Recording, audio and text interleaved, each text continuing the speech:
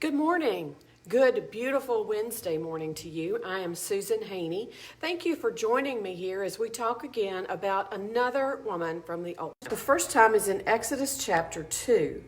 And in Exodus chapter 2, we find Miriam being left by her mother to watch Moses in the basket floating along the Nile River. When the Pharaoh's sister finds the baby, Miriam goes to get her mother to be the wet nurse for this child. Imagine that, being paid to feed your own baby. What a wonderful thing. The next time that we see Miriam is in Exodus chapter 15, and this is after the Israelites have crossed the Red Sea. If you remember, they sing a song. Everybody sings a song of rejoicing to God. The Bible indicates that this is the song of Moses. And there is a refrain that is attributed to Miriam and the women. And she grabs a timbrel and begins to sing and dance and leads the women to sing and dance over this great victory that they have achieved over the Egyptians. There are plenty of commentators, of scholars, who think that the song really is probably Miriam's song instead of Moses' song because, first of all, women were the ones who sang the songs when men came back from battle. They would go off to fight. When they came back, the women would greet them with song and music and dancing. The other reasoning here is that this is only one of a number of songs that are sung by women in the Bible. Two of the more well-known and longer ones are attributed first of all to Deborah, whom we talked about last week, and the other is to Hannah, whom we will see at some point in the future.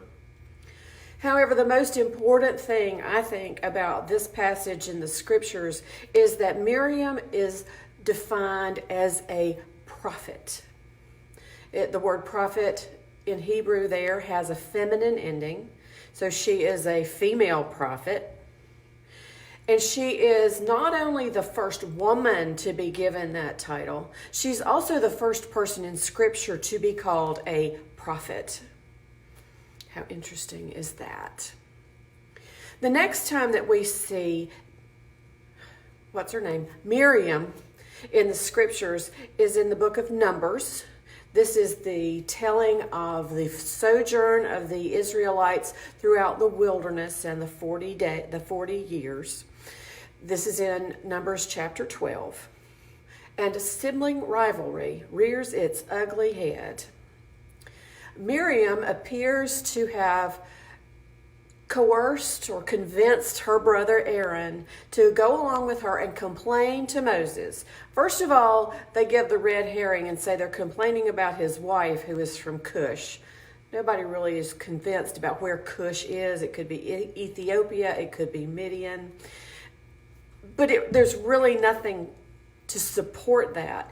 It seems that the bigger issue is the second one that she mentions, which is that God has spoken to her and to Aaron too. They too are prophets, but Moses has taken on the bigger portion, that he has set himself up to be the big man on campus. When God hears this, God is not happy.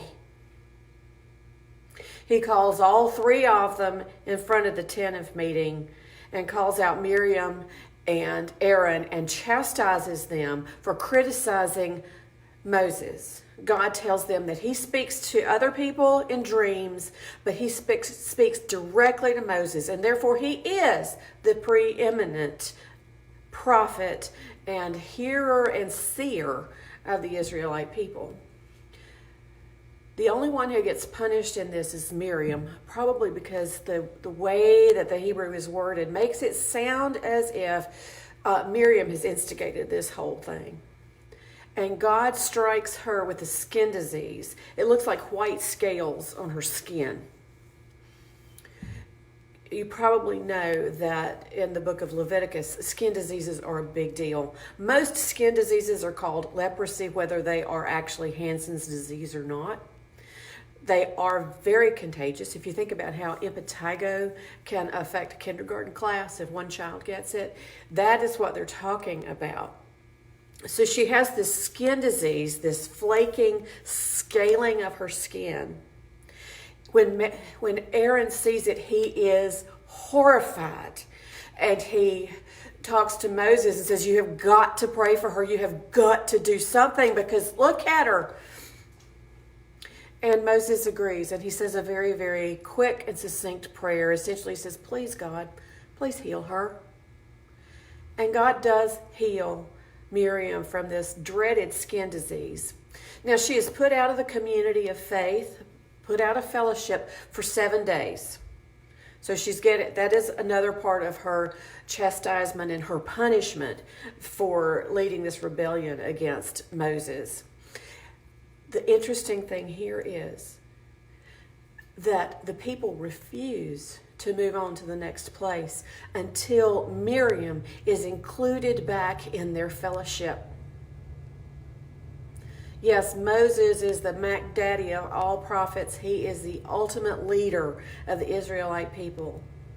But the people love Miriam, and they don't want her left behind or left out of anything that is happening.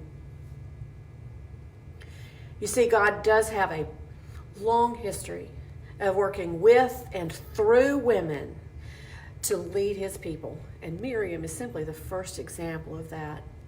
I hope that you will go back and read these passages of Scripture for yourself. That is Exodus 2, Exodus 15, and Numbers 12 to find out the story of Miriam.